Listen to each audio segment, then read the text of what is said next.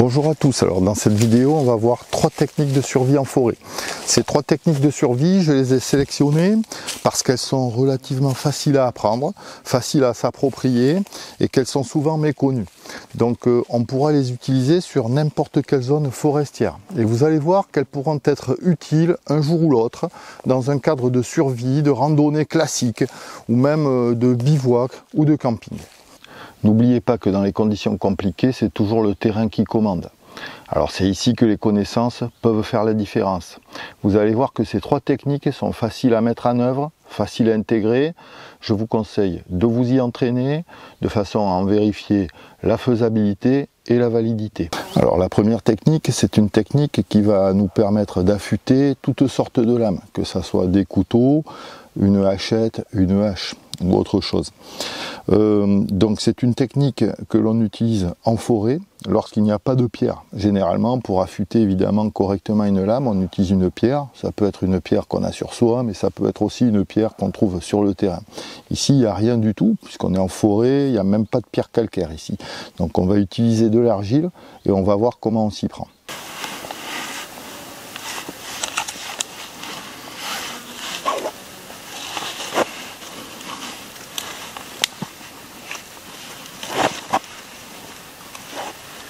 Donc il n'y a pas besoin d'en prendre énormément, hein. Ça suffira largement.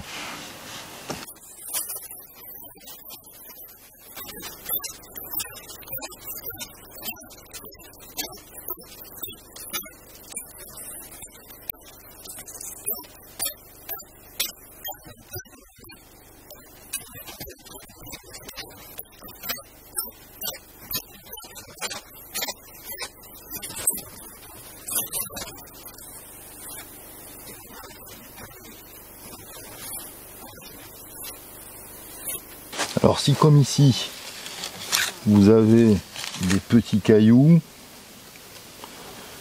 ou des saletés, des petits morceaux de bois, ce qu'on va retrouver souvent, vous les enlevez.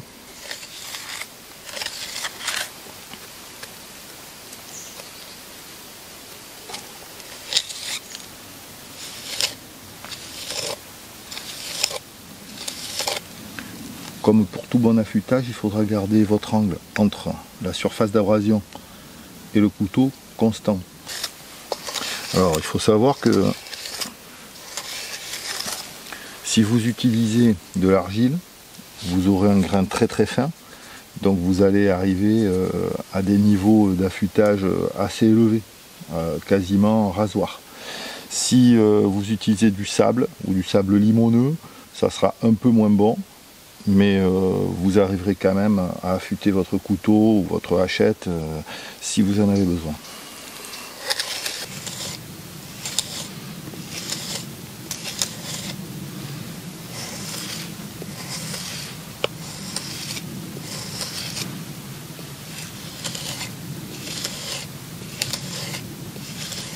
Alors ce qui est important dans cette technique, c'est qu'il va falloir obligatoirement utiliser du bois debout, à savoir un bois qui a été coupé perpendiculairement à la fibre du bois, au fil du bois. Une fois que vous avez bien géré votre affûtage, vous pouvez utiliser n'importe quel morceau de bois, alors cette fois-ci dans le fil, dans le sens du fil du bois, de façon à l'utiliser comme un affiloir, ce qu'on appelle un affiloir. Et là vous avez un bois dur de préférence, et là vous allez finir le tranchant.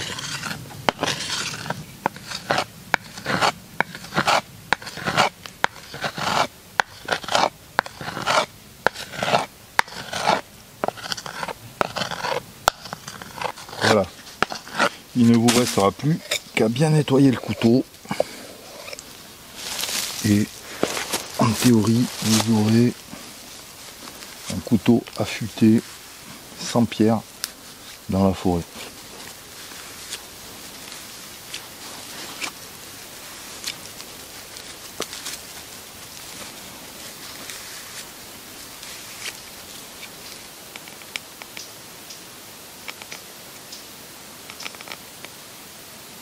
Voilà, on n'est pas sur du rasoir, mais pas loin.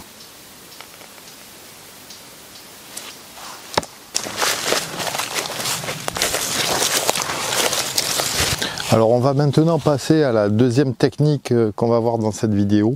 Maintenant qu'on a un couteau bien affûté, on va voir comment passer d'un rondin comme celui-ci à un demi-rondin sur toute la longueur. Alors pourquoi faire ça? Premièrement, ça va doubler les ressources, puisque d'un rondin on va passer à deux rondins, enfin à deux demi-rondins. Ça va doubler les ressources. Quelquefois on est un peu juste, on ne peut pas en couper beaucoup, il n'y en a pas beaucoup, donc c'est intéressant d'en avoir un peu plus.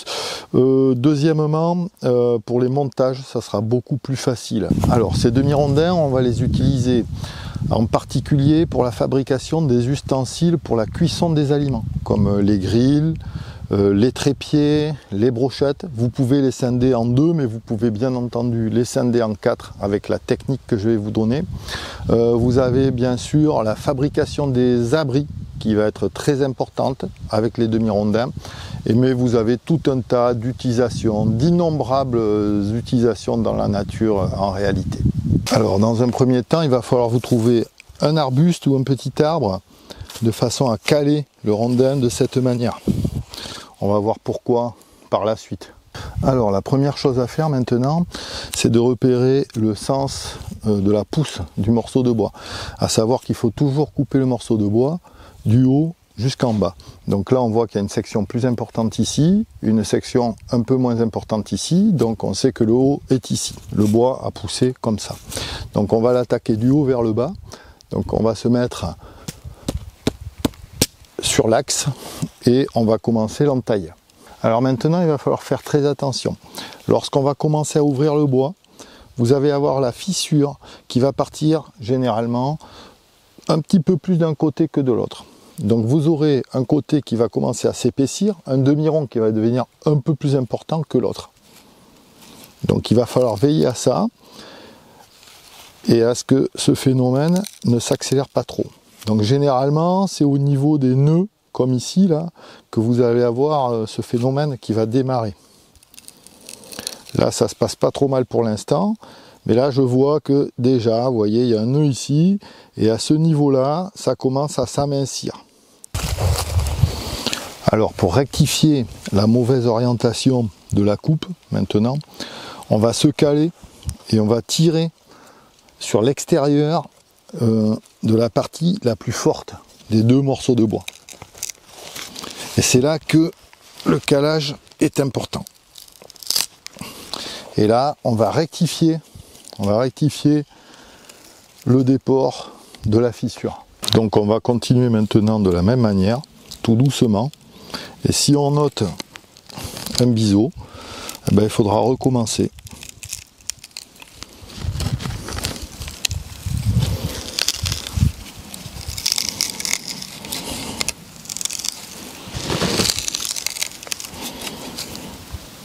Donc là, on est en train de partir. Comme on est en bout, ça sera pas facile.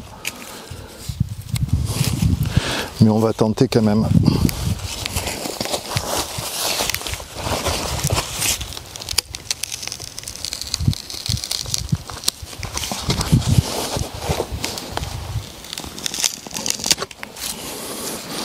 Et voilà. Donc je vous laisse imaginer celui-ci qui était vraiment tordu avec des nœuds, avec un fil qui n'est pas véritablement droit. Si on n'avait pas utilisé la technique pour ce rondin là, il y a fort à parier qu'à la fin on n'ait pas eu deux demi-ronds comme ça bien nets, mais deux morceaux complètement différents. Donc maintenant voyons la dernière technique abordée dans cette vidéo. On a nos demi-rondins, il va falloir les ligaturer. Donc on va utiliser pour ça des ronces communes qu'on trouve beaucoup ici. Donc je vais chercher les ronces en particulier dans des zones comme ça où elles vont avoir des supports pour monter et où il n'y a pas trop de lumière. Du coup on va avoir des ronces qui sont extrêmement longues. On va voir plus tard qu'on peut le faire avec autre chose que les ronces, mais les ronces sont particulièrement adaptées pour ce travail là. Donc là vous aurez facilement des ronces qui font 5, 6, quelquefois 10 mètres. Alors la technique, ça va être de garder la ronce sur pied. Et ensuite on va enlever avec le couteau toutes les épines. Ensuite vous allez voir, on va lui faire un traitement de façon à pouvoir s'en servir pour ligaturer nos rondins. Donc finalement, ce qu'on est en train de faire, c'est un cordage. Alors il faut savoir que cette technique, vous pouvez la faire avec de nombreux petits arbrisseaux, même avec du noisetier qu'on a ici, du sol, enfin dans tous les pays du monde, vous trouverez sur toutes les zones forestières, vous trouverez relativement facilement des arbustes ou des lianes de ce type qui s'y prêtent. Alors le roncier sauvage, c'est vraiment exceptionnel, c'est très fibreux et c'est parfait pour la technique que je vais vous montrer. Alors une fois que vous avez fait un bon nettoyage, que vous n'avez plus d'épines, vous prenez un petit rondin comme ça fendu, que vous fendez avec le couteau, et vous pincez l'extrémité de la ronce. Et à ce moment-là, vous allez pouvoir tourner votre ronce et on va voir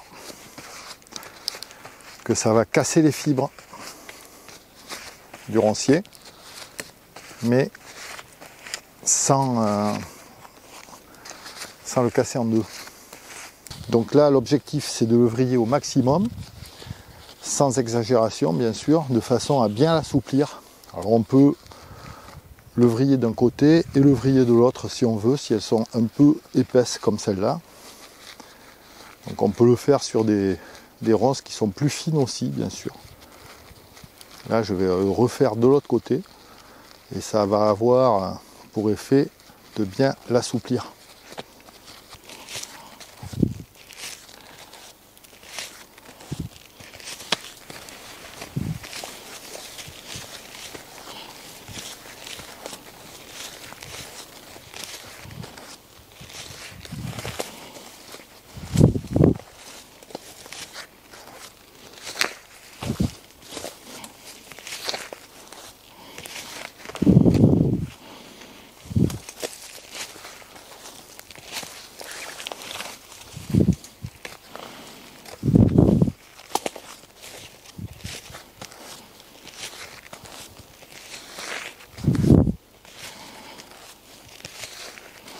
Alors une fois qu'on a fini de le tauronner, on se trouve un arbre avec un rayon de courbure, un diamètre qui n'est pas trop petit quand même, pas un arbrisseau, et on continue à l'assouplir, voilà, de cette façon.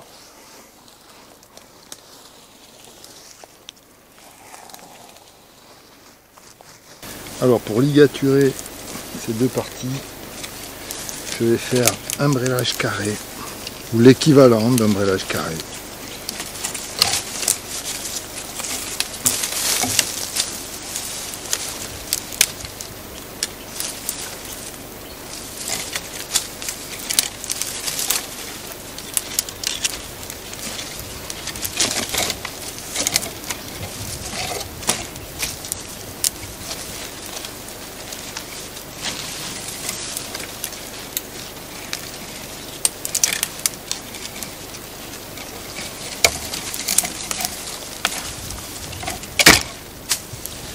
Alors la ronce se détauronne, c'est tout à fait normal. En fait, le tauronnage a eu pour effet de l'assouplir.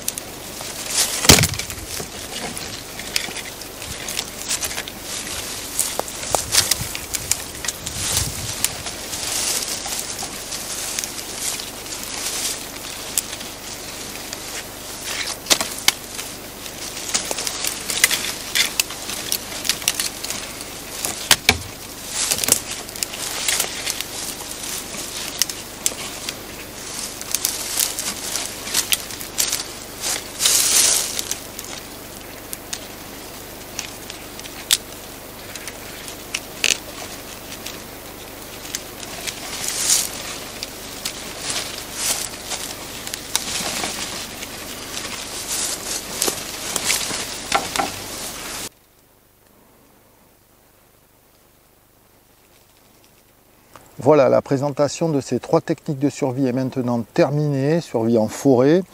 J'espère que ça vous aura plu, que ça vous aura appris quelque chose. Surtout, sachez qu'il y a de nombreux détails et de nombreuses variantes que je n'ai pas pu aborder. Je vous dis à bientôt pour de nouveaux sujets dans une prochaine vidéo.